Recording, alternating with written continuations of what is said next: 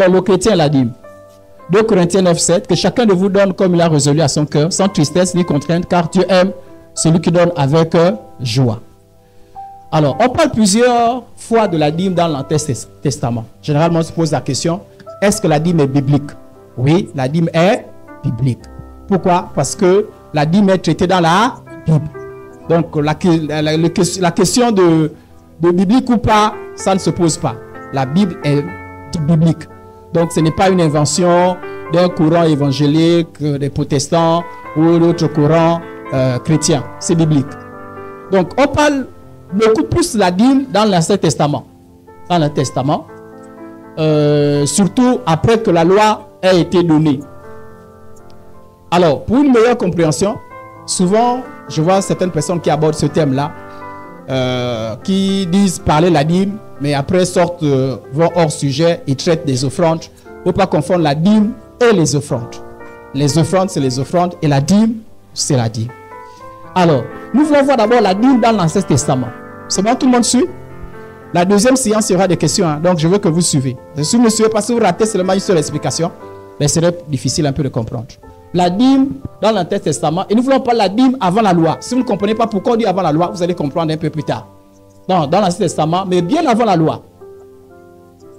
Alors, la première personne qui a donné la dîme dans la Bible, c'est Abraham. C'est mentionné dans Genèse chapitre 14, verset 17 au verset 20. Et le texte d'Hébreu parle effectivement de cette histoire. Dans cette histoire, Abraham venait tout juste de remporter une victoire. Il est venu au secours de son neveu Lot et il a remporté donc une grande victoire. Et de retour de sa victoire, il va rencontrer un monsieur un peu mystérieux parce que c'est Melchisedec. Et Hébreu nous dit que ce Melchisedec-là, en fait, c'est la préfiguration de Jésus. Et quand Abraham rencontre ce monsieur-là, Abraham décide donc de prendre le 1/10, parce que dîme veut dire quoi? La dîme veut dire 1/10 de quelque chose. Amen. Donc il va prendre 1/10 de ce qu'il avait vu comme butin, parce que quand il est parti en guerre et dans sa victoire, donc il a ramené tout ce qu'il pouvait ramener. Donc certainement de l'or, des biens, et en tout cas tout ce qu'il devait ramener, puisqu'il allait attaquer, c'était un roi. Et il a pris donc ce qu'il a trouvé sur place. Donc il a donné le 1/10 de ce butin à ce monsieur qu'on appelle Melchisedec. Genèse 14, 17, 20. Après qu'Abraham fut revenu vainqueur de Kedorlaomer, oh Seigneur Jésus, et le roi qui était avec lui, le roi de Sodome sortit à sa rencontre dans la vallée de Chavé, qui est la vallée du roi. Melchisedec, roi de Salem, fit apporter du pain et du vin. Il était sacrificateur du Dieu très haut.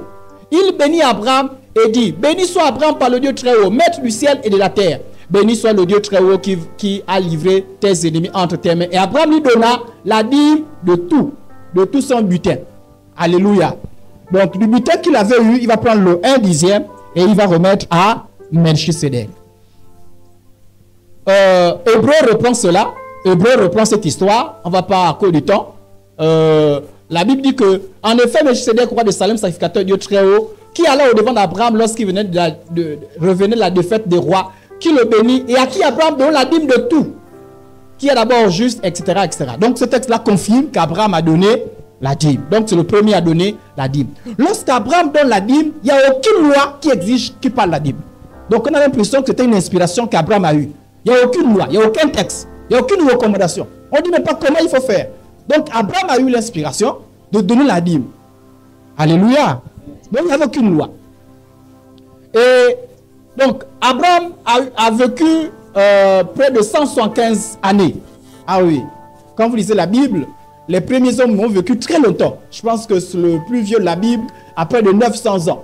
C'est au fur et à mesure que les années ont diminué.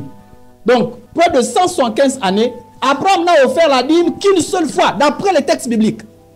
C'est le seul texte de la Bible où on dit qu'Abraham a donné la dîme. On ne dit pas qu'il a redonné une autre fois. Alléluia.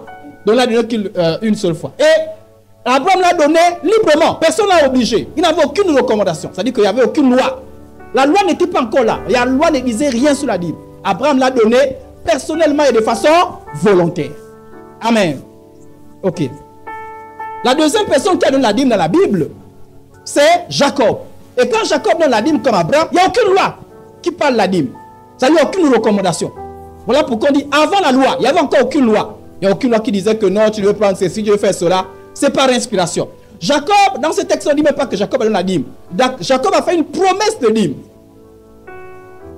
Jacob, c'est le petit-fils d'Abraham. Voilà. Jacob fit un vœu en disant, si Dieu est avec moi et me garde pendant ce voyage que je fais, s'il me donne du pain à manger et des habits pour me vêtir, et si je retourne en paix à la maison de mon père, alors l'Éternel sera mon Dieu. Cette pierre que j'ai dressée pour monument sera la maison de mon Dieu. Je te donnerai la dîme de tout ce que tu me donneras. Il fait une prière. Il dit, si Dieu, tu m'exauces, si je vois ton intervention, je vais te donner la dîme de ce que j'ai. Alléluia. Là encore, Jacob parle la dîme sans aucune loi. La Bible ne dit pas qu'Abraham enseignait ça à ses enfants. On ne dit pas aussi qu'Abraham n'a pas enseigné. Mais on voit Jacob qui donne la dîme, librement, volontairement. Et on ne dit pas que Jacob encore donne la dîme une autre fois. Ou Jacob a fait la promesse de la dîme une autre fois. Tout ceci, c'est avant la loi. Alléluia. Donc, avant la loi, il n'y a que ces deux exemples-là qui sont mentionnés dans la Bible comme ayant donné la dîme. Alors, plusieurs personnes prennent ces exemples pour prouver que la dîme est donc antérieure à la loi. Oui, la dîme est antérieure à la loi. C'est-à-dire quand les premières personnes qui ont commencé à donner la dîme, c'était avant que la loi n'intervienne. On va parler, si vous comprenez encore l'histoire de loi là, on va expliquer ce que c'est. Donc, pour eux, ils estiment que c'est applicable à tous les croyants. On va bien comprendre. Alors, donc, ces deux récits-là, qu'est-ce qu'on retire de ces deux récits? Qu'ils ont donné, Abraham comme Jacob, la dîme qu'une seule fois. On ne voit pas qu'il y a une répétition. Amen. À des occasions spécifiques. C'est à des occasions spécifiques. Il n'y a pas eu, on ne nous a pas donné, on ne nous a pas obligés. C'est des occasions spécifiques. Abraham après une victoire et Jacob promet la dîme si Dieu intervenait en sa faveur. Alléluia. Et de façon volontaire. Il n'y avait aucune loi, il n'y avait aucune obligation. Voilà pourquoi on parle de la loi. Avant la loi. D'ailleurs, ils n'en ont pas fait une institution. Ils n'ont pas recommandé à leurs descendants de faire. Il n'y a aucune, ils n'ont pas dit, bon, comme on a donné la dîme, vous aussi, vous donnerez la dîme. Ils n'ont pas fait une recommandation. Alléluia. Donc, après, mais il faut vous souvenir que lorsque Dieu parlait encore à Abraham, Dieu n'avait pas encore un peuple. Dieu parlait avec Abraham. Le peuple d'Israël n'était pas encore là. Donc, Dieu parlait des individus. Il n'y avait pas encore une nation. Mais Dieu va donc faire la promesse à Abraham d'une nation. Et une nation va descendre d'Abraham. C'est ce qu'on appelle le peuple d'Israël. Et cette nation-là va devoir s'organiser. Et quand la nation s'organise, vous savez que toute nation s'organise autour de la loi. Alléluia. Là où il y a les hommes, il y a des lois, des règlements. Au travail, il y a un règlement. Partout, il y a des règlements. Et dans notre pays, nous avons des lois. Il y a des lois qui nous disent, comment chacun doit se comporter. Ses obligations et ses devoirs. Donc, la dîme sous la loi. Donc, quand la nation d'Israël a commencé à se développer, ben, Dieu a donné une loi.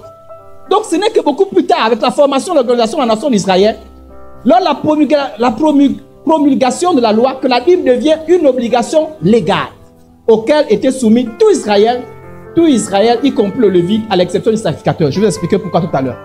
Donc, le peuple d'Israël va s'organiser et Dieu va donner la loi.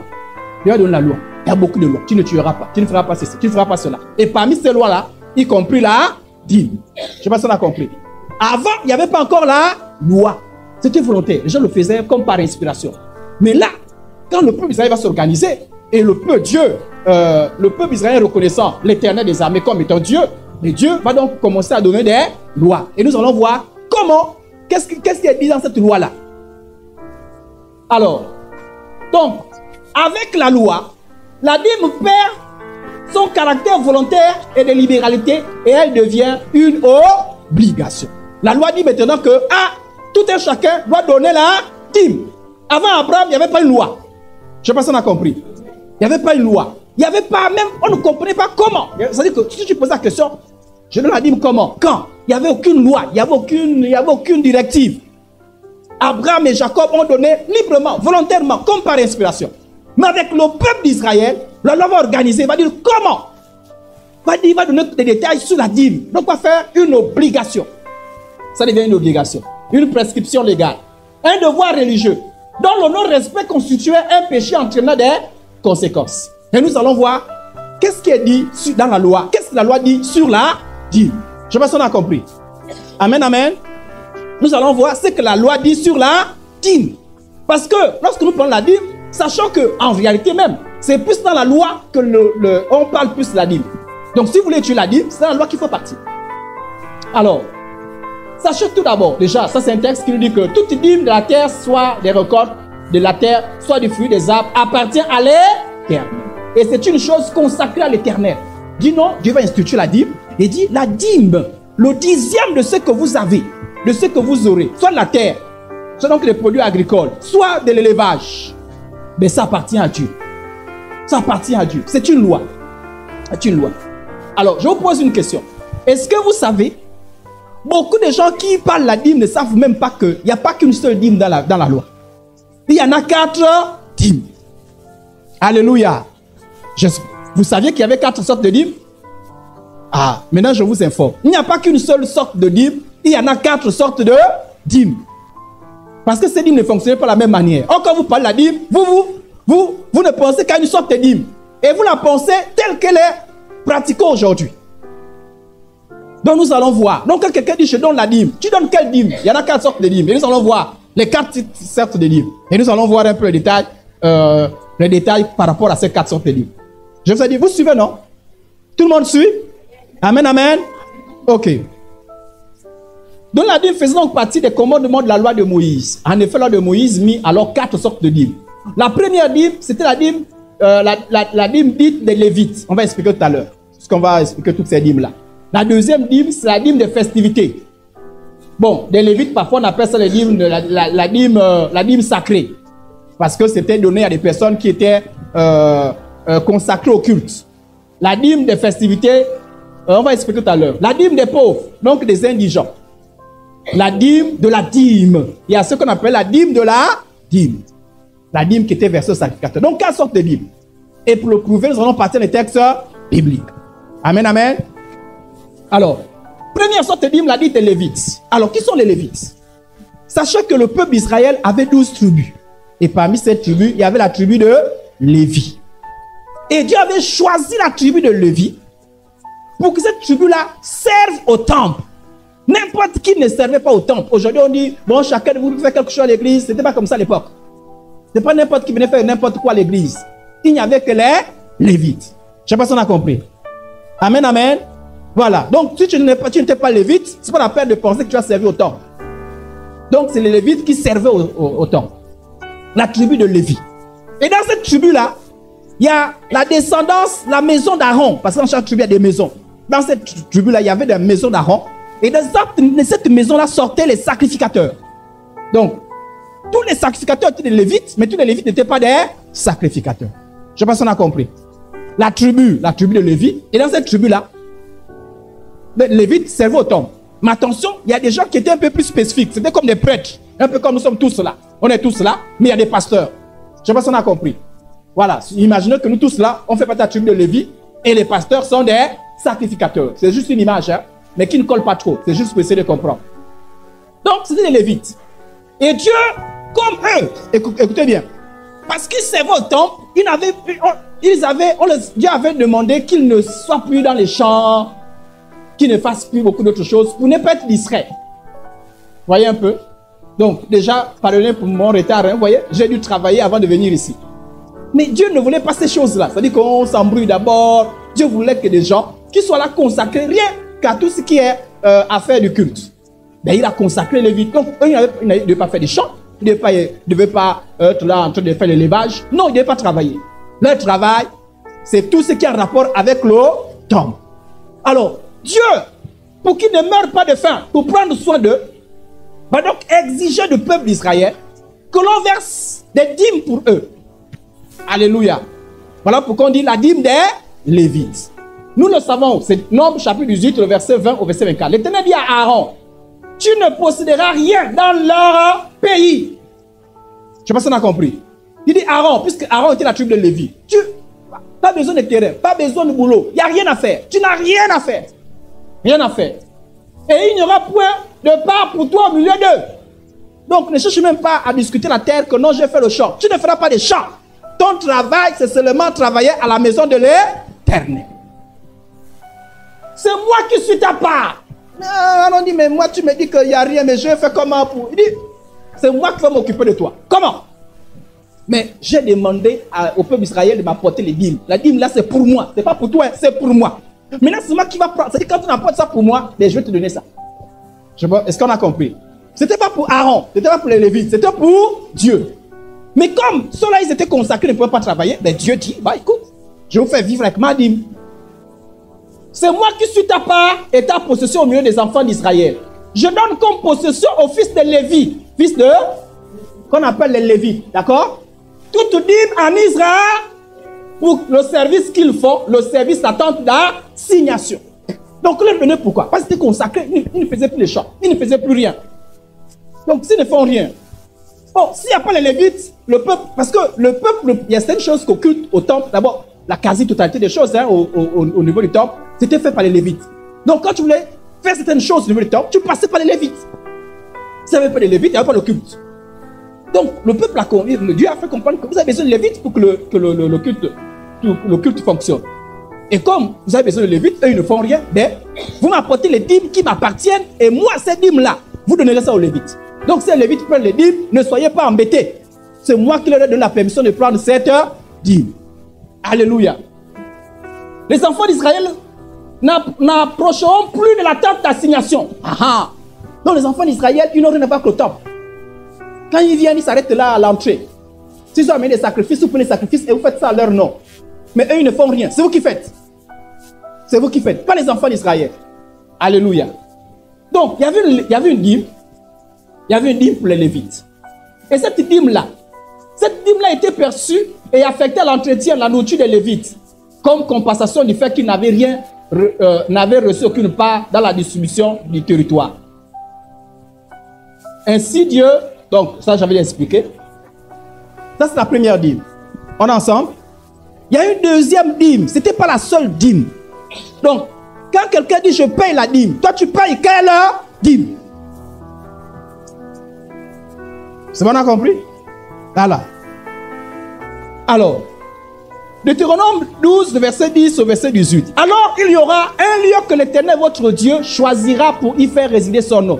Les enfants d'Israël sont allés en territoire, dans leur territoire, le territoire Canaan, où coule le lait et le miel. Et dans ce territoire, ils ont partagé et ils ont donné des noms à ce territoire-là. Et il y avait Jérusalem. Et Jérusalem, c'est à Jérusalem qu'on va construire un temple. Les enfants d'Israël n'avaient pas plusieurs temples. Ils n'avaient qu'un seul temple. Et le temple était où? À Jérusalem. Et le temple était à Jérusalem. Dieu avait donné au peuple d'Israël cette fête obligatoire. C'est-à-dire, il y avait des festivités. Et c'est Dieu qui a dit, vous allez célébrer ça. Vous allez célébrer ça, il y a total 7 fêtes. Mais parmi ces 7 fêtes, il y avait 3 fêtes incontournables. C'est la fête de Pâques, la fête de Pentecôte. Mais Pentecôte, c'est pas comme Pentecôte que nous célébrons aujourd'hui. Hein?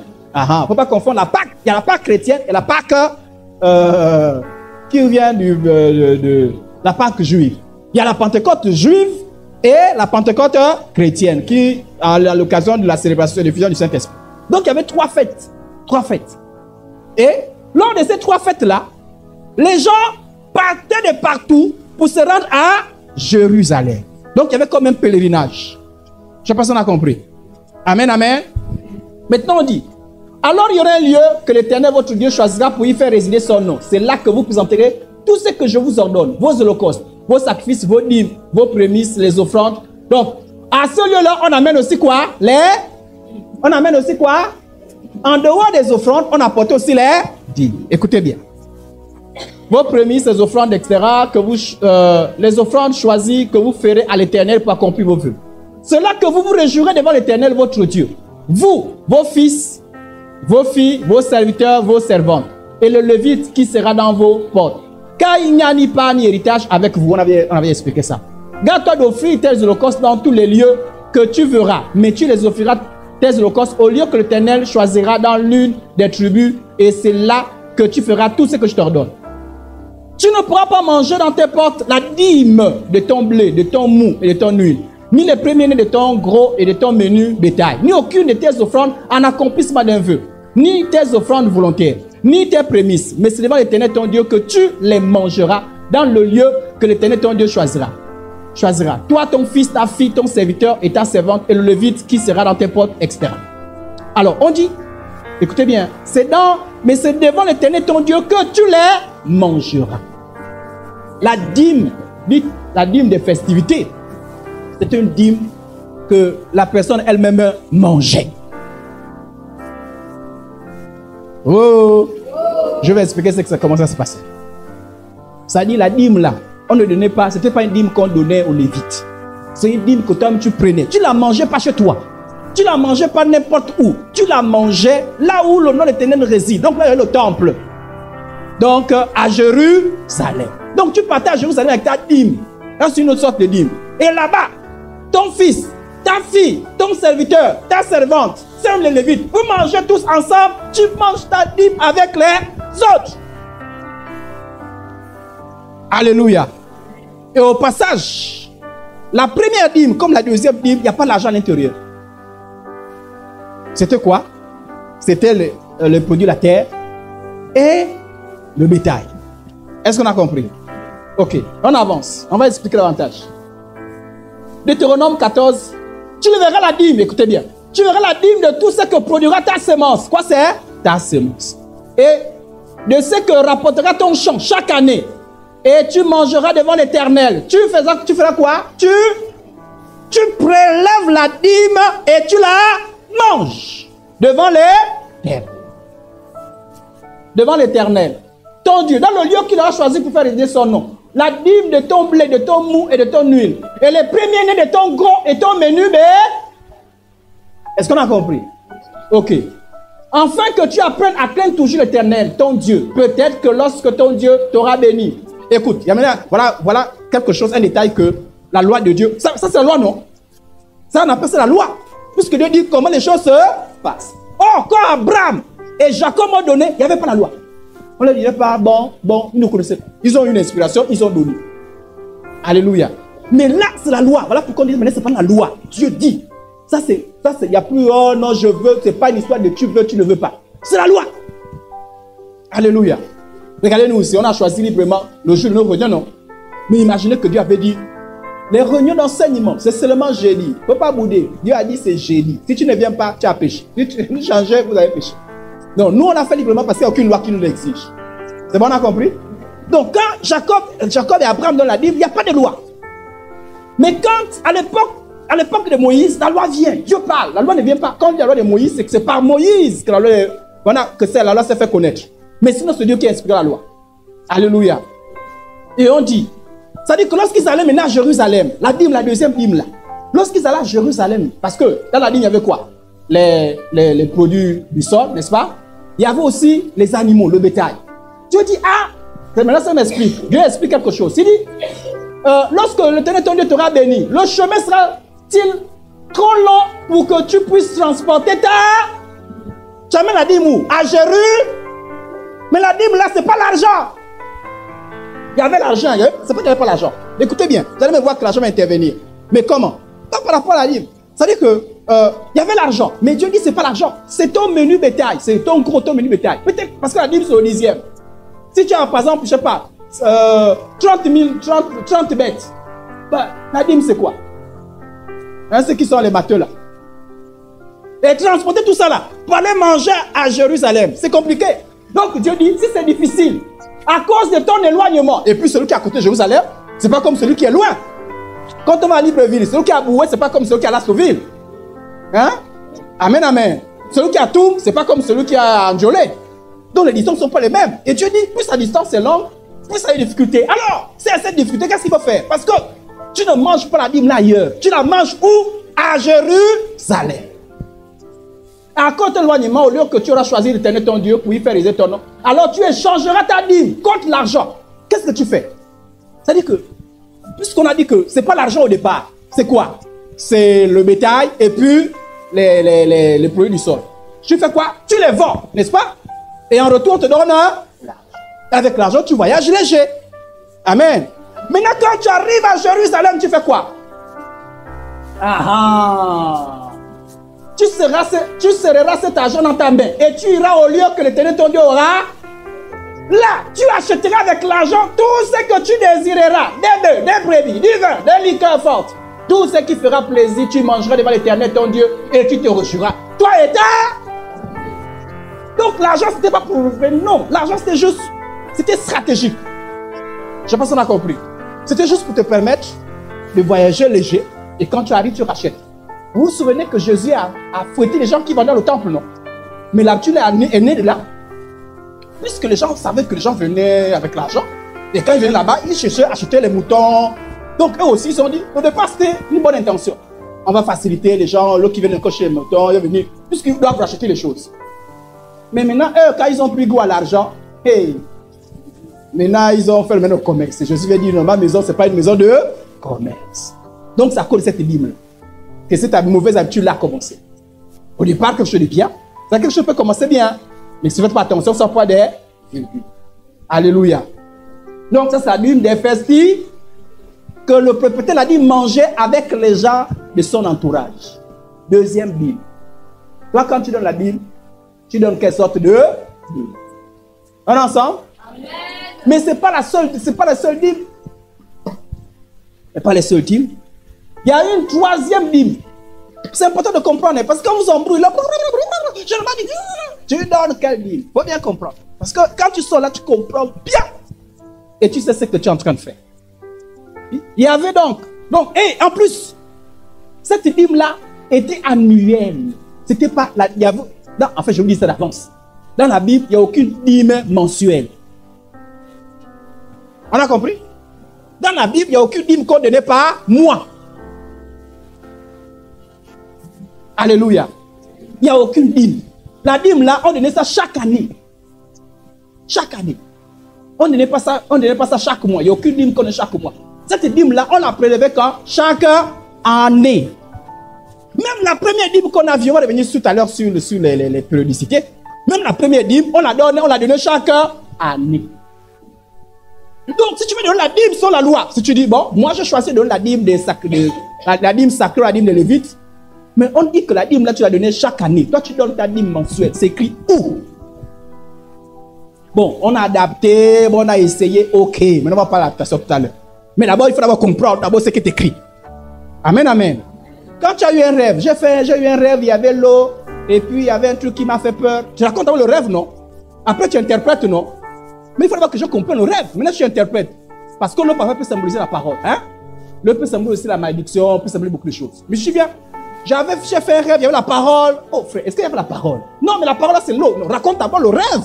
Et comme ça, on saura que tu as interprété, parce que nous aussi, tu as interprété. Nous aussi, on dira que ton interprétation n'est peut-être pas juste. Donc, avant de faire les interprétations, dites-nous d'abord comment les choses étaient faites. Pour que nous aussi, ensemble, on puisse analyser. Alléluia. Donc, si vous avez dit que la dîme est mensuelle comme ceci, d'abord, dites-nous d'abord comment c'était fait. Maintenant, nous aussi, on va analyser. Amen, amen. Il n'y avait aucune dîme mensuelle, il n'y avait aucune dîme d'argent. Mais comment on arrive à l'argent? Mais on va voir. Amen, amen. Ok. Donc, cette dîme était amenée au temple, ça j'ai expliqué ça déjà. Alors, il y avait une autre dîme, la dîme des pauvres.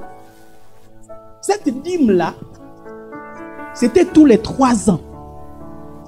Donc, chaque 3 ans, après 3 ans, tu devais récolter 1/10 de ton revenu en fin d'année. Et tu devais donner ça à qui? Aux pauvres. Oh! On vous a dit que donnez votre dîme aux pauvres. On va enseigner ça. On a dit que vous prenez la dîme, donnez aux pauvres. Donne la dîme aux pauvres, te mettre sous discipline. Amen, amen. Mais dans la loi, c'est écrit dans la loi.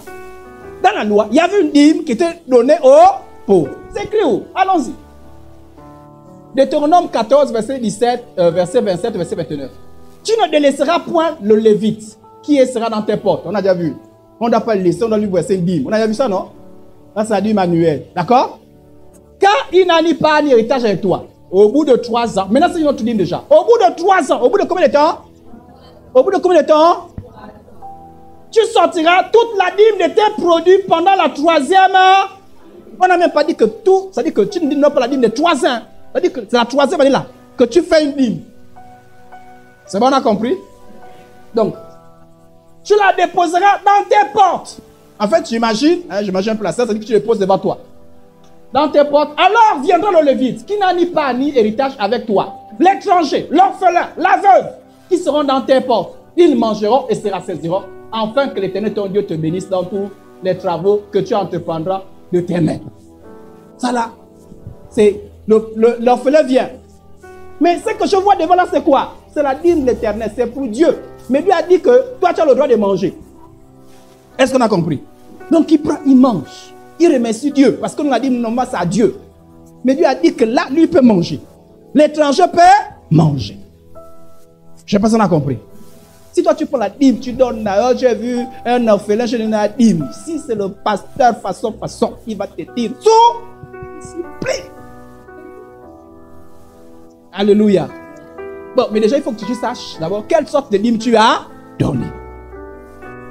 Attends, maintenant les chrétiens font quoi? Ils donnent toutes les dîmes ou bien ils choisissent une dîme? Question. Amen.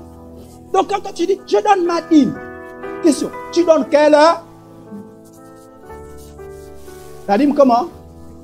La dîme partout. La sœur a inventé sa dîme. Amen, amen. Mais parfois vous ne connaissez même pas les textes. C'est-à-dire que quelqu'un dit, ouais, il prend l'offrande, ouais, attendez, je vais vous donner les textes qu'on vous donne toujours. On arrive doucement. Bon, je ne vous impose rien, je vous donne simplement la connaissance. Vous avez le droit d'écouter l'autre personne, vous avez le droit, je n'ai pas de problème avec ça. Et de tirer votre conclusion. Mais moi, je vous informe, et vous voyez la Bible, allez-y vérifier. Il n'y en a pas qu'une sorte de dîme, il y avait plusieurs sortes de dîmes. Et il n'y avait pas qu'une seule personne qui bouffait la dîme. Puisque parfois les pasteurs disent, nous on est les Lévites. Mais il n'y avait pas que les Lévites qui bouffaient la dîme.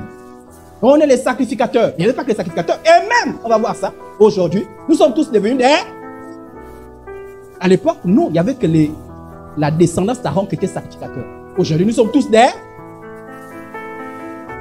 Donc, si tu bouffes la dîme en tant que sacrificateur, même si je suis pas pasteur, je bouffe tout le monde. Dès que quelqu'un dit, je te reçois comme si c'est un personnel, tu es sacrificateur. On va lire les textes. Il faut bien comprendre une chose. Vous savez, nous, on n'a aucun intérêt à... Vous savez, beaucoup de gens, s'il fallait que je me précipite, pourquoi beaucoup de gens sont accrochés là-dessus? Parce que c'est l'argent. Donc, vous pensez que moi j'ai besoin d'argent. J'ai besoin d'argent pour les choses de Dieu. J'ai même besoin d'argent personnel. Donc, si je voulais de l'argent, je vous manipulerai. Mais l'argent, sous la manipulation, c'est un argent maudit. Il faut qu'on donne l'argent dans la vérité. Amen, amen. Donc, voilà pourquoi on vous expose les choses, pour qu'on fasse les choses librement. Amen, amen. Quand on enseigne comme ça, les gens disent, oui, mais si vous dites la vérité aux gens, ils vont plus participer pour l'œuvre de Dieu.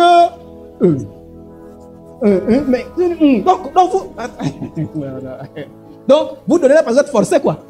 Vous ne donnez pas par amour pour Dieu. Hein? Vous savez? Ah, vraiment. C'est à cause de ça que parfois les pasteurs manipulent les gens. Mais ce n'est pas vrai. Depuis que moi je suis au courant de ça, je donne mon argent à Dieu. Est-ce que j'ai besoin de la contrainte? Non. C'est pour la liberté. Bon, avançons d'abord. Avançons. Donc, la dîme des pauvres. Maintenant, une dernière sorte de dîme qu'on appelait la dîme. La dîme. Ensemble, on dit la dîme. Ce n'est pas notre invention, c'est écrit ici. Là. Alors, je disais tout à l'heure que ceux qui étaient au service du temple, c'était les Lévites. Mais dans les Lévites, il y avait ce qu'on appelait les sacrificats. En fait, c'est le synonyme de prêtre. Voilà. Si Dieu permet, on parlera du sacerdoce. Ça, c'est un bon enseignement. Si quand le juge vous dit enseignement sur le sacerdoce, soyez là. Il faut bien comprendre les choses. Amen. Donc, au milieu des Lévites, il y avait donc les prêtres. Donc les sacrificateurs. Alors, tout à l'heure qu'on a parlé, la première dîme, c'est la dîme qu'on donnait aux Lévites. Pas les sacrificateurs, hein, on donnait aux Lévites. Alors, mais cette dîme-là, c'est quoi? Ça, je vais l'expliquer, c'est des choses. Nombre 18, verset 25, le verset 32. L'Éternel parle à Moïse et dit, tu parleras aux Lévites. Tu parles à qui?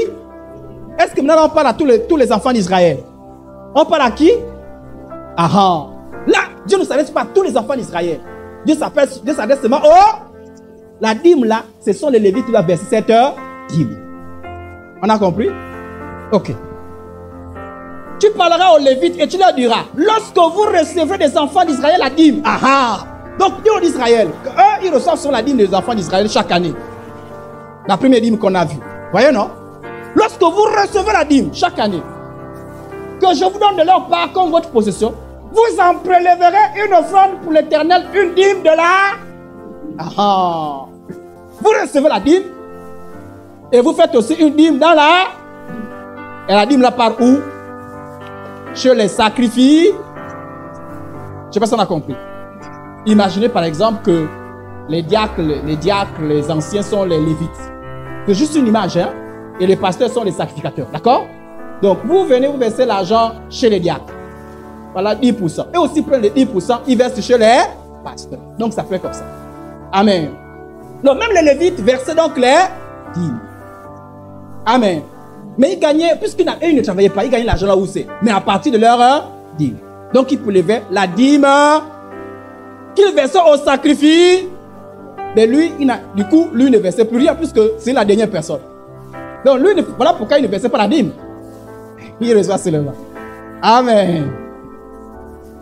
Que je vous donne donc une dîme, la dîme, et votre offrande vous sera comptée comme le blé qu'on prélève de l'air et comme le mou qu'on prélève la cuve. C'est ainsi que vous plérez une offrande pour l'Éternel sur toutes les dîmes que vous recevez les enfants d'Israël. Et vous donnerez au sacrificateur Aaron. Ainsi de suite. Donc Aaron n'était pas le seul. Donc on devait donc leur donner cette dîme-là. Et cette dîme-là était déposée où? Quand les Lévites prélevaient la dîme-là, qui devait donner la dîme-là, c'est qui? Ce sont les... Est-ce que c'est tout le peuple d'Israël? Et quand ils prenaient cette dîme-là, suivez-moi bien, on est ensemble? On est ensemble? Oh! Le peuple d'Israël vient donner la dîme aux Lévites. Amen. Les Lévites prélèvent dans leur dîme-là une pour le sacrificateur. Mais quand ils prélèvent, c'est pour le sacrificateur. Ils viennent déposer ça où? Ils vont déposer ça dans le temple, dans un endroit qu'on appelait la maison du trésor. C'était quoi? C'était pas le temple. C'était une salle où on déposait tout ce qu'on avait prélevé, la dîme de la... On est ensemble? On est ensemble? Les sacrificateurs fils d'Aaron seront... le sacrificateur fils d'Aaron sera avec les Lévites quand ils lèveront la dîme. Et les Lévites apporteront la dîme à la maison de notre Dieu. Dans les chambres de la maison du... Amen. Ok. Apportez à la maison du trésor toutes les dîmes. D'après vous, Dieu s'adresse à qui? On est ensemble? Apportez à la maison du trésor. On s'adresse à qui? Et c'est quand on prêche le texte, on dit que c'est Lévite qu'on s'adresse. On s'adresse aux chrétiens, non? Vous n'apportez pas la maison du... Est-ce que le texte là parle des chrétiens? Enfin, je parle parce que j'en fais l'application. Hein? Toutes les personnes ne parlent même pas des chrétiens là.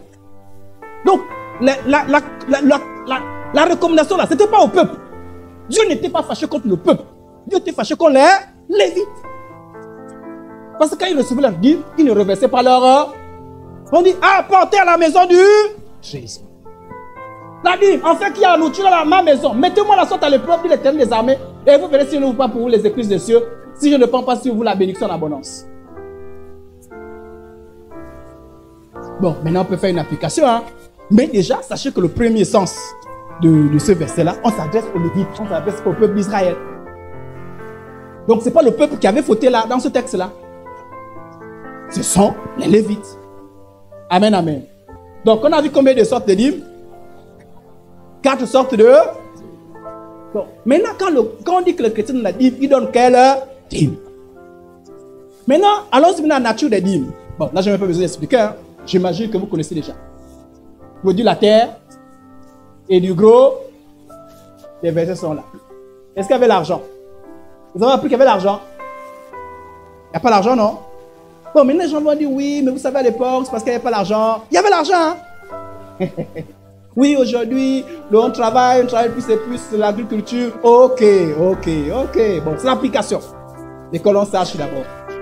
Donc, c'était produire la terre et du bétail. Et d'ailleurs, écoutez bien, on dit, Lévitique 27, verset 33, On n'examinera point si l'animal, vous savez, quand il faut donner sa dîme, tu prends le 1/10. La Bible dit, tu n'examines pas si l'animal est bon ou pas. Si tu prends le 1/10, là, tu déposes. Qu'il soit bon, qu'il soit mauvais, dépose. Et on ne fera point d'échange. C'est-à-dire que tu demandes, oh, je donne à Dieu, oh, une belle brebis. Est-ce que je peux échanger? Il dit, tu n'échanges même pas. Est-ce que je peux donner la place l'argent? Dieu dit, ne donne même pas. On ne fera point d'échange. Si l'on remplace, si jamais tu es entêté, on dit, si l'on remplace un animal pour un autre, s'ils seront l'un et l'autre, c'est-à-dire que si tu dis que tu vas remplacer, dis, bon, je change de brebis. Tu amènes une autre brebis. La Bible dit au Lévite, il dit, prenez les deux. Comme il a voulu échanger, tu prends les deux. Parce qu'on n'échange pas, on ne rachète pas. Dieu ne voulait pas qu'on rachète. Donc il n'y avait pas d'argent. L'échange qu'on a vu, c'est juste, c'était stratégique pour arriver à Ni. Donc il n'y avait pas l'argent à l'intérieur. Alors la fréquence, la dîme. Combien de fois dans la loi? On est dans la... On est ensemble? Amen, amen. Après on va aller dans la nouvelle alliance, non? On va voir Jésus, que les apôtres. Et puis après, on tire des conclusions pour nous aujourd'hui. On est ensemble? Ok. Dans la loi, on donne la dîme combien de fois? Quand est-ce? Tous les ans. En tout cas, il n'y a pas tous les mois. Il n'y a pas les dîmes de tous les mois. Mais qui a eu l'inspiration de faire la dîme tous les mois? Je ne sais pas. Allez-y demander ceux qui enseignent ça. Amen, amen. C'était tous les ans. Deutéronome 14, 22. Tu verras la dîme de tout ce que tu produiras. De ce que produira ta semence et tu rapporteras ton champ chaque année. Sauf la 7e année. Parce que la 7e année, on laissait les terres se reposer. C'est-à-dire, c'est une probabilité. Comme la terre se reposait, il n'y avait plus de quoi donner la dîme. Amen. Voilà. Mais sinon, de façon générale, c'est chaque année. Mais il y avait aussi la 3e année, la dîme des pauvres qu'on a vu par exemple. C'était, chaque année, par exemple, c'est la dîme des Lévites. 3 ans, c'est la dîme. Il y avait 2 dîmes qui se faisaient chaque année. La 3e année, c'est la dîme des pauvres. Donc, on a vu que c'était chaque 3 ans. C'était pas chaque année, c'était chaque 3 ans. Amen. Ok. Alors, vous devez comprendre ceci, frères et sœurs en Christ. Est-ce qu'il est interdit à un chrétien de dire que, bon, je donne 10% de mon salaire? Non, ce n'est pas interdit. Mais il faut que tu le fasses dans la liberté. C'est-à-dire pas selon les prescriptions. Parce que si tu rentres, parce que si tu le fais, ça veut dire que c'est quelque chose de volontaire, comme a fait Abraham. Si tu n'as pas pu donner, tu n'as pas pu. Si tu as pu donner, c'est libre. Hein? Quand Abraham a donné la dîme, il n'avait aucune contrainte. Je ne sais pas si on a compris. Il n'avait pas, bon, chaque année, non. Il a donné ça librement. Et on a une ne même pas répété. Allez. Pourquoi? Sachez-le. La dîme fait partie de la loi. Je vais encore bien expliquer ça tout à l'heure. La dîme fait partie de la loi de Moïse. Amen, amen. Et dans la loi de Moïse, écoutez le principe. Si tu ne donnais pas, lorsque tu auras achevé de lever toute la dîme, tu diras à l'Éternel ton Dieu. C'est-à-dire que lorsque quelqu'un donne la dîme, écoutez bien. Lorsque quelqu'un donne la dîme, j'ai sauté quelques versets pour aller vite parce que c'était long. Tu diras devant l'Éternel, donc tu peux aller lire ça, tous les versets à la maison. Tu diras devant l'Éternel ton Dieu, j'ai ôté de ma maison ce qui est consacré. La dîme était consacrée à... Alléluia. Ce n'était pas pour toi. Tout ce que tu avais 1/10 de ce que tu as à l'intérieur. Si tu touchais, tu avais des problèmes. Je ne sais pas si on a compris. Donc quand tu donnais ton argent, tu disais, pas l'argent. Quand tu donnais ta dîme, tu disais, oh Dieu, j'ai donné ma dîme. Je suis libre. Je n'ai pas. Voilà pourquoi on dit, j'ai ôté de ma maison ce qui est... J'ai ôté de ma maison ce qui est... À qui? À qui? À Dieu. Et je l'ai donné pour la dîme de Lévite, à l'étranger, à l'orphelin, à l'aveugle, selon tous les ordres que tu m'as prêts.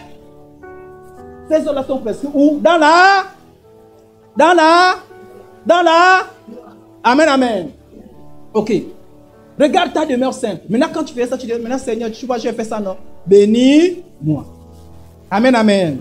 Là, il n'y avait pas de problème. Il n'y avait pas de problème. Mais si par négligence ou par désobéissance, tu ne payais pas ta dîme, tu t'es maudit. Un homme trompe-t-il Dieu? Car vous me trompez. Et vous dites, en quoi t'avons-nous trompé? Dans les dîmes et les offrandes. Vous êtes frappé par quoi? Vous êtes frappé par quoi? Et la Bible dit, dans ces premiers mois, il y avait un principe malédiction. Tu ne donnes pas, tu es maudit. Voilà pourquoi c'est un pasteur vous prononce des malédictions. Et quand vous rentrez à l'intérieur, vous rentrez dans ces malédictions-là. Voilà pourquoi vous tremblez quand il n'y a pas la dîme. Parce qu'il faut trembler. Parce qu'il n'y avait pas le choix. Tu donnes, tu es béni. Tu ne donnes pas, tu es maudit. Et en plus, il y a un problème dans la loi. Écoutez-moi bien maintenant. On est ensemble? Oh! Quand tu vas accomplir la loi, tu l'accomplis exactement comme Dieu l'a dit. Si tu changes, tu as des problèmes. Est-ce que j'ai lu le verset? Oh, comment je n'ai pas lu le verset? Je n'ai pas lu le verset. Je crois qu'on va retrouver le verset tout à l'heure. La Bible dit, si quelqu'un accomplit la loi, désobéit seulement comme contre un seul commandement, tu es coupable devant toute. Et tu vas accomplir la loi. Tu dis, tu fais ce que la loi a dit. Si la loi a dit que ce sont les animaux, tu apportes les. Si tu es là, dit que ce sont les produits de la terre, tu apportes. Ça dit que tu fais. Voilà pourquoi on dit aux gens que, vous qui rentrez dans les choses de la loi, vous êtes capable de pratiquer exactement ce que fait la loi, ce que dit la loi. On est ensemble? C'est-à-dire que Jésus venu là dit, j'ai pitié de vous. La loi là, c'est compliqué pour vous. Je vous sors la loi. Vous dites, non. On va parler tout à l'heure de la loi. On va s'arrêter. Mais on va parler quand même. On va parler. Dieu fera, on va parler de ça. Dans l'enseignement, dans la thématique. Il dit que Dieu nous sort, il va dire, c'est compliqué pour vous, je veux la liberté. Vous dites, non, Dieu. Nous, on est dans la loi. Et quand vous venez dans la loi, vous faites vos choses à votre manière. Amen, amen. Dans la loi, la dîme des pauvres. Depuis que tu as donné ta dîme aux pauvres. Bon, tu vas me dire que tu ne donnes pas ça dans la loi. Mais tu donnes selon quoi? Peut-être comme Abraham. Oui, mais Abraham, c'est la liberté. Amen, amen. Parce que le problème, c'est quoi? C'est qu'on vous enseigne la dîme selon la loi. Mais on ne vous enseigne pas selon toute la loi, comme la loi disait. Et vous avez l'impression que vous accomplissez la loi. Quelle loi? Voilà ce que dit la loi. Alléluia. Voilà ce que dit la loi. La manière dont vous faites la dîme là, c'est selon quelle manière?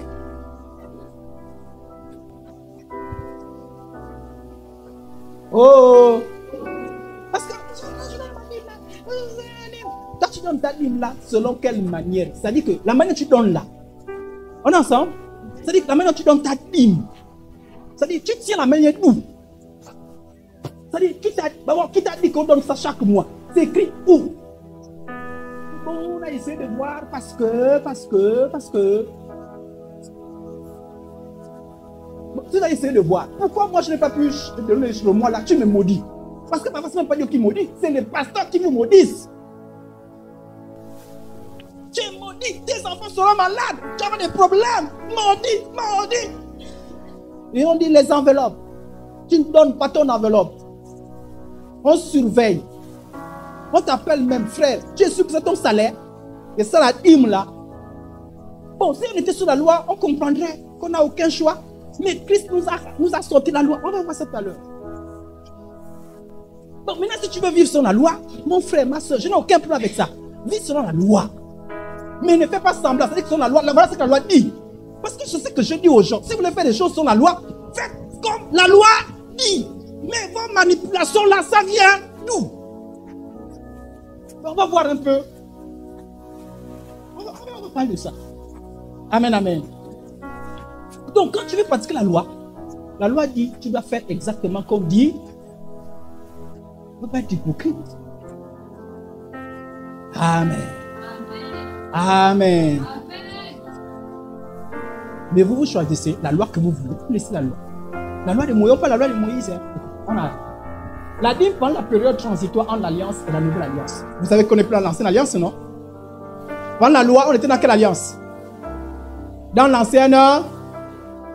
Et la nouvelle alliance a commencé quand? Question. À la mort et la résurrection de Jésus. Pendant que Jésus était sur la terre, il était encore dans l'ancienne alliance. Car une alliance, puisqu'on parle du Nouveau Testament, le Nouveau Testament, un testament rentre en vigueur avec la mort du testateur. Donc, la Bible dit que Jésus est né sous la loi. Ça dit que à l'époque de Jésus, c'était la loi. Ça dit que les choses s'est passées selon la loi. Amen. Il a été présenté au temple selon la loi. D'ailleurs, la Pâque célébrait Jésus. Vous savez que Jésus a célébré la Pâque, non? C'était pas la Pâque chrétienne, hein? C'était la Pâque juive. Pas la Pâque chrétienne, hein? Mais les chrétiens ne célèbrent plus la Pâque juive. Les chrétiens célèbrent la Pâque que Jésus a instituée. Amen. Amen. On peut s'inspirer de la Pâque juive, mais nous ne sommes plus tenus de cette Pâque-là. Alors, sachez-le, quand Jésus est sur la terre, la nouvelle alliance n'avait pas encore été inaugurée. Cette dernière a commencé à la mort de Jésus-Christ. En effet, Jésus, avant sa mort et sa résurrection, ne demandait pas aux gens de ne pas respecter la loi. Voilà pourquoi Jésus ne demandait pas aux gens de ne pas respecter la loi, puisqu'ils étaient sous la loi. Amen, amen. Donc, quand quelqu'un faisait la loi, il n'avait pas de problème. Ils étaient sous la loi. Ils étaient sous la loi. Quand tu es sous la loi, tu fais selon la loi. On est ensemble. Ok, donc selon la loi, vous faites selon la loi. Donc, il ne disait pas, hé, toi, ne fais pas. Non, c'était la loi. Jésus n'est pas venu pour dire, vous là, ne faites pas ça. Puisqu'ils étaient encore sous la loi. Dans l'ancienne alliance. Mais ensuite, avec sa mort, sa réaction, les données changent. Ah oui. Quand vous lisez, par exemple, la lettre aux Hébreux, cette épître-là dit, attention, il ne faut plus agir comme dans l'ancienne alliance. Je ne sais pas si on a compris. Voilà pourquoi c'est une chose qui était pratiquée dans l'ancienne alliance que nous ne pratiquons plus. Mais avant la mort de Jésus, avant l'église, les gens faisaient les choses selon l'ancienne alliance, selon la loi de Moïse. On est d'accord? Ok. Donc, quand Jésus est mort, le rideau du temple était déchiré, c'était symbolique pour dire que l'ancienne alliance finit. Nous sommes dans la nouvelle alliance. Donc, Jésus a dit tout à coup. Jésus a mentionné le mot dîme au moins à 2 reprises. Maintenant, nous voulons parler de ce que Jésus a dit sur la dîme.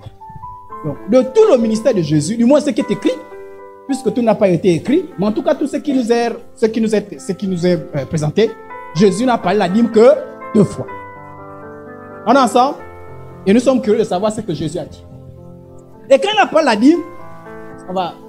Matthieu, malheur à vous, scribes et pharisiens. Il s'adresse à qui? Aux scribes. Ils font partie du peuple dit. Ils étaient encore sous la... Ok. Parce que vous donnez la dîme de la menthe.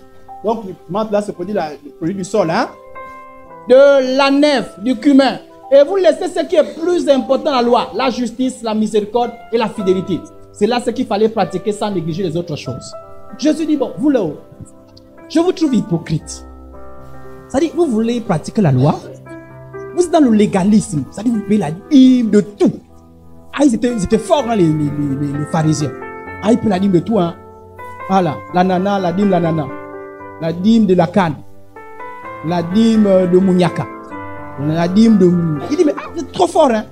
Mais le problème, c'est que vous faites toutes ces choses-là. Vous êtes méchants. C'est-à-dire qu'on voit la méchanceté dans votre cœur. Vous pensez que c'est comme quand la Bible dit que l'obéissance vaut mieux que les sacrifices.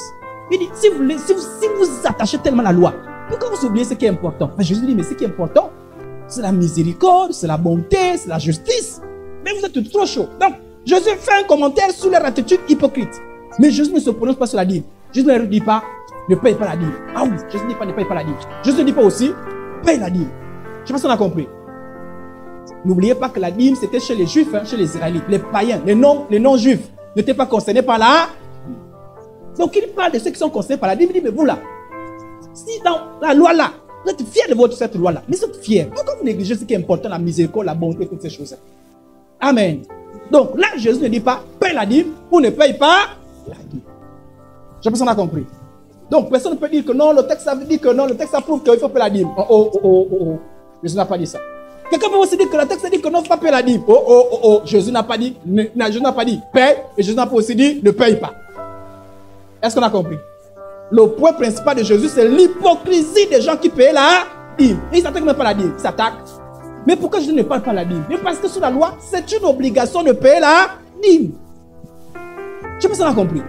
Jésus était sur la... Il sait que là, c'est la période, il faut payer la dîme. Mais s'attaquer, c'est pourquoi? On a encore pensé que le sacerdoce n'a pas encore changé. C'est le sacerdoce selon l'ordre d'Aaron, le sacerdoce lévitique. Ça n'a pas changé encore. C'est normal. Si nous aussi, on était sur le sacerdoce lévitique, nous, on devait payer la Bible, on ne bouge pas. Si on était sur ça appelle la loi, on ne devait pas bouger. On devait seulement dire, ah, la loi dit cela. Mais le problème, c'est qu'on n'est plus sous la loi. Oh! On n'est plus sous la loi. On va expliquer même l'histoire de loi là. Parce qu'après, on vous embrouille. Oh, Jésus n'a pas pris la loi, Jésus n'a pas pris la loi, finalement, on a aboli la loi, on n'est plus sur la loi, on est comme la loi. En tout cas, le deuxième texte, c'est à peu près la même chose. Alors, je finis pour aujourd'hui. À vous expliquer la différence entre la loi et la grâce. Et la semaine prochaine, nous allons rentrer maintenant, c'est quoi l'histoire? L'église est arrivée là-bas comment? Mais aujourd'hui, je vais vous présenter d'abord la Bible sur la loi. Maintenant, quand Jésus-Christ meurt, le jour de la Pentecôte, le Saint-Esprit vient. Quand Jésus-Christ meurt, on n'est plus sous l'Ancien Testament ou l'Ancienne Alliance. On est déjà dans le Nouveau Testament, dans la Nouvelle Alliance. Et le jour de la Pentecôte, l'Église est née. Donc l'Église naît, où c'est? Dans la Nouvelle. Amen, amen. Amen, amen. Et la Bible nous dit que le sacerdoce a changé. On va voir. On finit avec ce point. Au moment où le peuple israélien sortait, bon, je vais expliquer ça. Il avait donné la loi, etc. Et d'abord, je vais expliquer un peu cette histoire de loi-là. Je veux dire que l'histoire entre la différence entre la loi et la grâce. La nouvelle alliance, c'est la grâce. Ce n'est pas la loi. Alors, je vais expliquer un peu cette histoire de loi. La loi, on a dit c'est la loi de Moïse, non? Dans la loi de Moïse, écoutez-moi bien. Vous êtes des chrétiens. Là, je vous enseigne là. Il y a beaucoup d'enseignements que je vous mets à l'intérieur et il faut grandir dans la maturité. Alors, dans la loi là, il y avait plusieurs. C'est-à-dire que dans la loi là, on dit qu'il y en a combien de commandements? Il y en a plusieurs commandements. Et certains rangent ces commandements en catégories. Il y en a certains qui ont trouvé 3 catégories, 4 catégories. Bon, mais principalement, c'est plus ces 3 là qu'on évoque. Il y a les lois qui te disent les lois morales. C'est quoi la loi morale? Donc, il y avait 3 catégories. C'est-à-dire que dans tous les commandements, on les a rangés. Il y a les commandements qui faisaient partie de la loi morale. Il y a les commandements qui faisaient partie de la loi cérémonielle. Et les commandements qui faisaient partie de la loi sociale ou civile. Je ne sais pas si on a compris. Il y en a d'autres qui ont dit, ah, il faut une autre catégorie des commandements qui parlent de la santé. Bon, la santé là, moi j'ai rangé ça dans ce qui est social ou civil. C'est bon? Ok. Alors, les lois, commençons par la loi morale. Ah, ok. Ok, loi morale. La loi morale, c'est quoi? Écoutez-moi. La loi morale, c'est, par exemple, les 10 commandements. Tu n'auras point d'autre Dieu devant ma face. Tu ne tueras point. Tu ne voleras point. Tu ne feras point d'image taillée. Ça, c'est la loi. On est ensemble? Amen, amen. Cette loi morale-là n'a pas été abolie. Je ne sais pas si on a compris. Cette loi morale, elle est éternelle. Tu ne tueras pas. C'était valable avant que Moïse donne sa loi. C'était valable pendant que Moïse donnait sa loi, il ne fallait pas tuer. Et c'est valable même pendant l'église. Tu ne tues pas. Tu ne convoites pas. Cette loi-là n'a pas été abolie. Je ne sais pas si on a compris. Il ne s'agit pas de cette loi-là. Par contre, il y a une loi. Comment on sait toutes ces choses-là? C'est Hébreu qui nous explique ça très bien. Hébreu 9. Vous voyez, je parle d'Hébreu, on est revenu sur ce. La première alliance avait aussi des ordonnances relatives au culte. Des ordonnances relatives à... Donc, des commandements relatifs au culte. Comment on faisait le culte? Parce que quand on faisait des sacrifices, c'était un culte. Même la dîme, c'était aussi une forme de culte. La dîme faisait partie de la loi cultuelle. Donc la loi, on appelle ça comme la loi cérémonielle. Parfois on dit la loi cultuelle. Amen. Ou dans la loi sociale, on peut en rester dans 2 catégories, mais pas dans la loi morale. La première alliance avait aussi des ordonnances relatives au culte et le sanctuaire terrestre. Alors, les lois cérémonielles là, ou les lois cultuelles là, c'était les lois par rapport à quoi? Elles étaient destinées au sacrifice. C'est-à-dire ça parlait comment on devait faire des sacrifices. Amen, amen. L'Holocauste, le sacrifice d'expiation, que vous ne connaissez même plus. Parce que c'est tellement des mots techniques là-bas. Pourquoi? Parce qu'on ne les fait plus. Sinon, on tuait les moutons. Il y a quelqu'un qui tue encore les moutons ici. Mais pourquoi vous ne tuez pas les moutons? Oh! Pourquoi vous ne tuez plus les moutons? Ça a été Ça a été Vous comprenez pourquoi? Si on devait continuer, si je ne tue pas le mouton, si on était encore sur la loi là. Donc, à l'organisation et la célébration du culte, elle préfigurait la mort expiatoire de Christ qui a été fait justice pour nous. Les lois sociales, elles portent l'organisation sociale du peuple d'Israël. Par exemple, en Israël, il y avait une loi qui disait que dans le peuple, dans la nation d'Israël, il fallait construire ce qu'on appelait les villes de refuge. C'est-à-dire, si quelqu'un tuait quelqu'un par erreur, ben, il devait courir jusqu'à un endroit, dans une maison. La maison, on appelait ça la maison de refuge. Dès qu'il rentre à l'intérieur, même si tu es en colère, tu n'as pas le droit de rentrer là-bas. Je ne sais pas si on a compris. C'est-à-dire, si quelqu'un tuait par erreur, quand il rentre là-bas, c'est un peu comme si une personne dit, quand tu rentres dans une ambassade, on n'a plus le droit de rentrer, non? C'était un peu comme ça, là. Mais c'est une loi. Mais cette loi, on ne la pratique pas forcément ici chez nous. On peut s'inspirer, mais ce n'est pas pratiqué. Amen. Donc, il y avait des choses qui étaient relatives rien qu'au peuple d'Israël. Alors, la dîme, c'était quelle loi? La dîme, les quatre sortes de dîmes faisaient partie des lois sociales et cérémonielles, non culturelles. Oh, les lois culturelles étaient abolies. Ça veut dire que les lois qui avaient un rapport avec le temple ont été abolies. Et si ces lois ont été abolies, pourquoi elles ont été abolies? Mais parce que Christ les a accomplies. C'est-à-dire pourquoi? En fait, ces lois-là parlaient de Christ. Quand on sacrifiait le mouton, c'était pour dire que Jésus-Christ est venu mourir pour le salut des hommes. Je ne sais pas si on a compris. Quand on disait, puisque quand on rentrait dans le tabernacle, on se lavait. Il y avait ce qu'on appelait la cuve de rein. Il fallait te laver. C'était pour dire que quand tu viens enfant de Dieu, il faut te sanctifier. Or, Christ est mort pour que nous soyons déclarés saints. Donc, on n'a plus besoin de ces choses-là. C'est à cause de ça que toi, tu manges la tortue. Sinon, tu mangeais la tortue à l'époque. Tu étais impur. Vous savez ça, non? C'est à cause de ça que tu manges le saucisson. Sinon, dans la Bible, c'est interdit de manger le porc. Oh! Oui, dans la Bible, dans la partie de l'Ancien Testament. Vous savez ça, non? Parce que la Bible dit que ne mange pas le porc. C'est vrai. Mais pourquoi toi tu manges le porc? Parce que tu n'es plus sur la loi, cette loi-là. Cette catégorie de loi a été abolie. On a dit fait partie de cette catégorie. Si la dit fait partie de cette catégorie, pourquoi toi tu ne manges pas le... C'est-à-dire que tu manges le porc, mais tu me demandes en même temps, c'est-à-dire que tu prends, tu dis, porc, mange. Mais la dit, donne. Tokodo. Oh! Jésus est venu accomplir la loi. Oui. Par sa mort, la loi était accomplie. Ils ne sont plus sous la loi. C'est parce qu'ils ne sont plus la loi qu'on ne couple plus les moutons. Amen, amen. Je vous ai souvent dit cela que sous la loi, toutes les filles qui ont les menstrues n'entraient pas dans le temple. Vous ne devez pas entrer.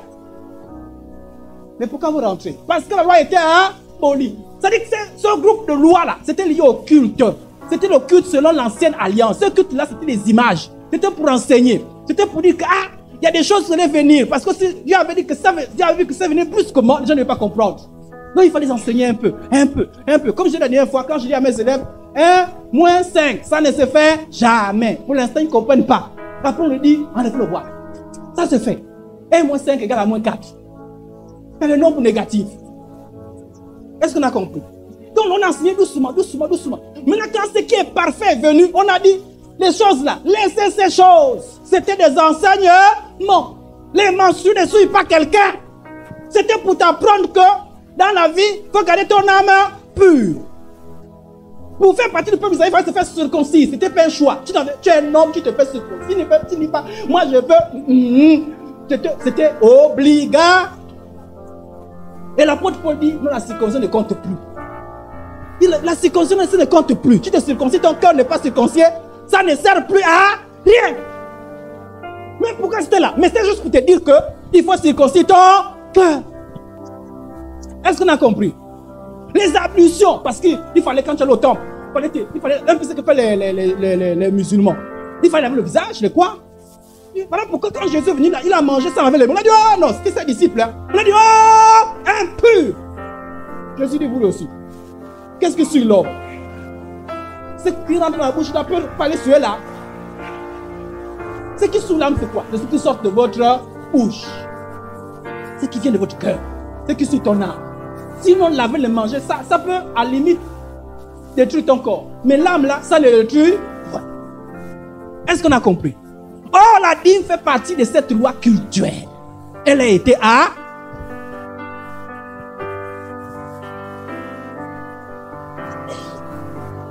Maintenant, comment faire pour participer à l'église? Référez-vous à l'enseignement de dimanche. Monsieur, non, on participer. Qui a dit ça?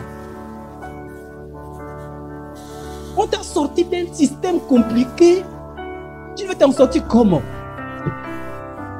Mais les gens, ils te ramènent. Quand je parle des sacerdotes, c'est encore mieux comprendre. Les gens vous ramènent. Regardez, je vais vous prendre un exemple. Quand on dit que tout le monde a le Saint-Esprit, vous ne voulez pas croire à ça. Vous vous dites non, il y a ceux qui sont puissants. Il y a ceux qui sont moins puissants. Vous élevez des gens à la dimension de Dieu. Pendant que toi tu as le Saint-Esprit, l'homme de Dieu aussi a le Saint-Esprit. Il a son rôle, toi aussi tu as ton rôle. Mais il n'est pas meilleur que toi. C'est seulement sa position. La grâce, c'est une affaire de grâce. Mais sinon, tous dans le Saint-Esprit. On te dit que le Saint-Esprit te parle. Tu dis non, moi je m'avais chez le prophète. Tu cours après le prophète. C'était dans l'Ancien Testament qu'on courait après le prophète. Dans le Nouveau Testament, on ne court plus après les. Mais vous n'aimez pas ça. Vous n'aimez pas ça. Alléluia. Alléluia. Donc, les lois, nous avons été... Voilà pourquoi j'ai déchiré l'ancienne loi. Déchiré. Voilà pourquoi c'est une chose que tu vois dans la Bible. Il y a certaines choses que tu vois dans la Bible. C'est écrit dans la Bible. Mais nous, regardez. Jésus a dit, il vous a été dit. Œil pour œil, dent pour... On te fait du mal, tu rends le... Mais moi, je vous dis. Faites du bien à ceux qui vous font... Vous n'aimez pas ça. Parce que vous êtes encore dans l'Ancien Testament. Mais Jésus a changé ça, non? Jésus n'a pas changé ça. Pourquoi est-ce que vous savez que le sabbat, c'était samedi? Le culte se faisait le sabbat. Pourquoi toi tu ne viens pas à l'église faire le culte le samedi, le culte dans ça?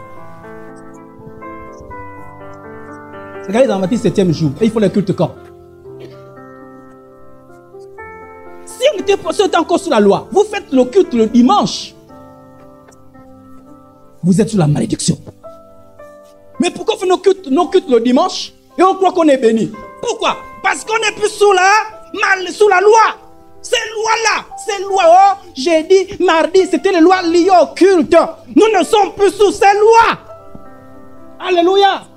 Voilà pourquoi la Bible dit qu'on n'est plus, oh, la lune a fait ceci, à telle année. Nous ne sommes plus sous ces lois. C'est ces mêmes lois. La dîme faisait partie de ces lois. Alléluia. Toi tu dis non, je donne la dîme. Mon frère, ma soeur, si tu donnes ta dîme, tu es inspiré de quoi? La loi. Mais c'est sur la loi. Parce qu'il y a des gens qui prennent le texte. La dîme, il est écrit, amène la maison du trésor. Mais quand on parle du trésor, on ne parle pas, on parle de dîme sur la loi. Mon frère, donne la dîme sur la loi. Et donne 4 dîmes. 4, non, 3. Toi tu es 3. Puis tu n'es pas lévite, donne 3. Et puis d'ailleurs, où est le lévite? Le Lévite dans l'Ancien Testament, c'est la famille de Lévi. Ils sont où? Tu as vu la famille de Lévi où c'est?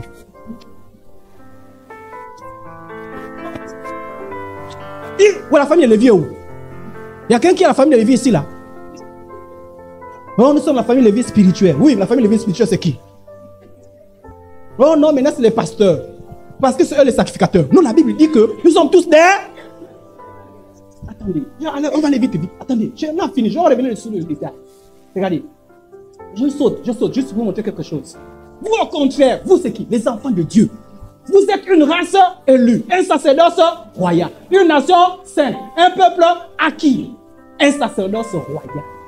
En fait, vous annoncez les vertus. Là, Apocalypse. Et qui a fait de nous un royaume des sacrificats? Tous les enfants de Dieu sont des sacrificats. Donc, s'il va donner la dîme,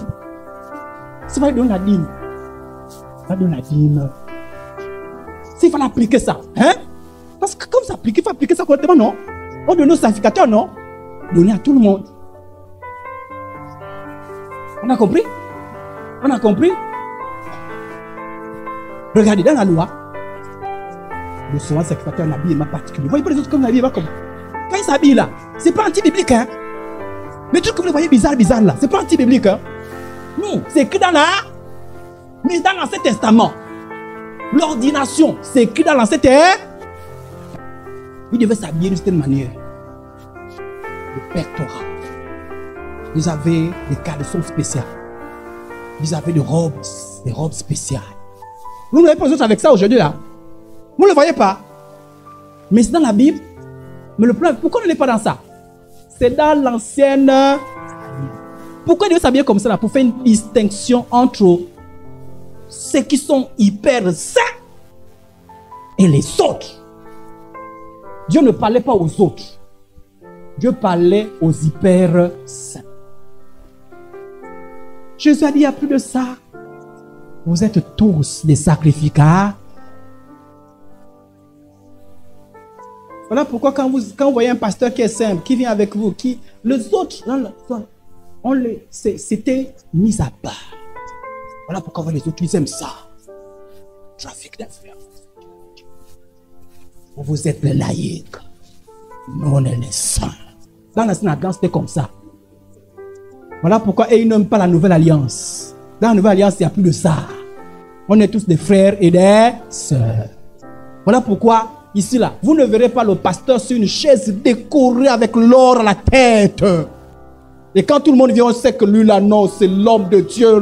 Comment on dit en anglais, on dit quoi? Bishop, God is, comment, man of God, quelque chose comme ça, là. Que Dieu m'aide en anglais, oh Seigneur Jésus. Alléluia. Mardi, soyez là. On va encore bien expliquer. Amen, amen. Et pas encore fini. Hein? Mais vous savez. Maintenant, les gens ils disent que si on vous explique ça, vous n'allez plus participer pour l'œuvre de Dieu. Du coup, vous n'allez plus donner. Non, au nom de Dieu. Le principe, c'est le premier texte que je vous ai fait lire. Maintenant, on revient au premier texte que je vous ai fait lire. Parce que je reviens, le premier texte que je vous ai fait lire. Tout le début. Voilà pourquoi j'ai mis ça au début. Voilà le principe de tous les enfants de Dieu. Le premier texte que je vais faire lire. Tout au début. Voilà, ça. Que chacun de vous donne comme il a résolu en son cœur, sans tristesse, ni contrainte. Car Dieu aime celui qui donne avec joie. Si tu as dit c'est 10%, c'est toi-même. Si tu as dit c'est 20%, c'est toi-même. Si tu as dit c'est 100%, c'est toi-même. Selon toi, les dieux. Je n'ai pas à te dire amène l'enveloppe, mets 10%. Ou je n'ai pas vu ton nom, frère. Je n'ai pas vu. Et puis je connais ton salaire. Tu as 1 million. Pourquoi je n'ai vu que 20 000? Je n'ai pas fait ça. Au nom de quoi je vais faire ça? Dans la loi, c'était oui, il fallait que je fasse ça. Parce que tu es méchant et tu seras maudit. Parce que la loi dit que tu ne donnes pas, tu es maudit. Et ceux qui vous plongent sur la loi là, ils se mettent sur la loi et vous disent, ah, tu la loi, tu es maudit. Et tu dis, je sors de là. Tu me maudis pourquoi? Je ne suis plus sur la loi au nom de... Bon, maintenant, vous, quand je vous ai dit que la dîme, c'est plus... Vous avez l'impression que, oui, oh, mais on veut la dîme. Oui, si vous voulez la dîme, je vais vous mettre sur la dîme. Vous allez voir. Vous voulez rentrer sur le principe de la dîme, non? Vous voulez rentrer à l'intérieur? Parce que c'est rigide, hein? Sur la dîme, on ne blague pas. C'est ça ou c'est pas ça? Alléluia. Mais avec Christ, tu donnes selon que tu as résolu. Seulement ne sois pas cupide.